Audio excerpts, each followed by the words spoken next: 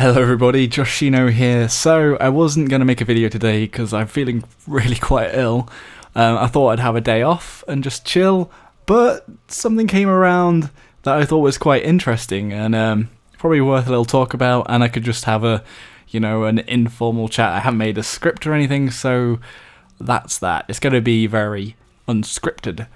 So basically one of the developers, maybe they were a QA, I'm not too sure, they don't exactly say, called Bug Time on Reddit, said that basically in 2013 about a third of the company was laid off, which is roughly around the time of the release, not too long after the release, with Planetside 2 releasing in late 2012. He was basically saying that Planetside 2 was rushed out because they were paying about 50k in overtime and lost revenue every day it wasn't released, so they had to rush it out early. And I think everybody knows that the release of Planetside 2 was very rocky, with bugs, and there wasn't really a full feature set in the game.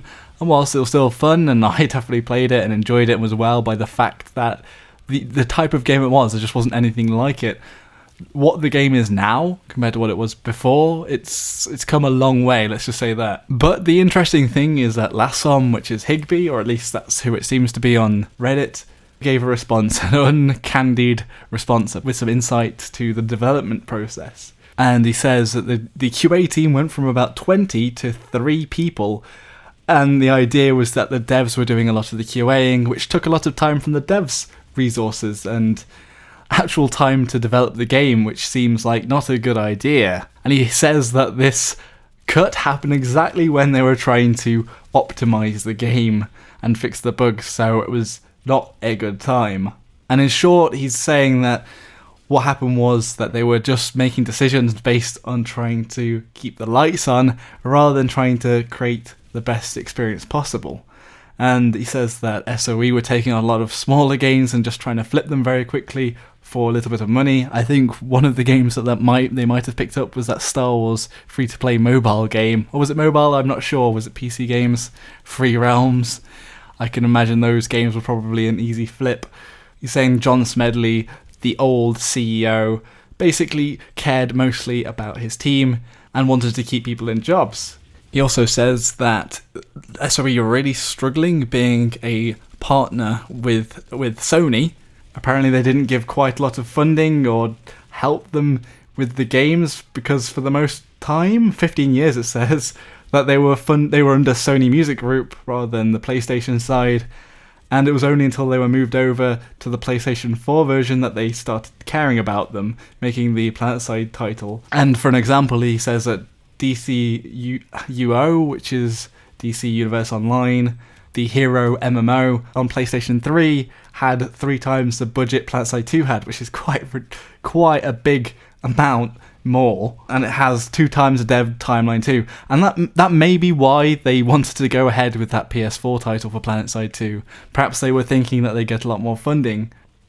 I just think that it probably explains a lot of things in the development process, why everything was always finicky, and why every update seemed to come with more bugs and more problems. However, he does end on a positive note, saying that luckily for fans of PS2, like myself, those pressures are mostly gone now with the corporate transactions and the success they've had from H1Z1, which apparently is by now the most profitable game the studio has ever released since EverQuest. He says that basically we can see what happens when the team is given more than a month at a time to squeeze out the next monetizable feature or else. So they're freed up to focus on things that will actually improve the game and make players happy instead of junk implants that nobody, including the developers, want. And I've been saying for so long, I absolutely hate the implant system. And now this has shown me that apparently the developers also hated the implant system, and it was just something that they had to do to keep the lights on and to keep the developers fed. But yeah, I really wish that they look at the implant system again and maybe trim it down so that the monetization is cut off or changed so that you can buy the whole implant, or the chargers just need to go, or there needs to be a better system to it. I mean, for the moment it does look quite promising in that we've got new developers like Rail, and we've got a lot of old developers returning back.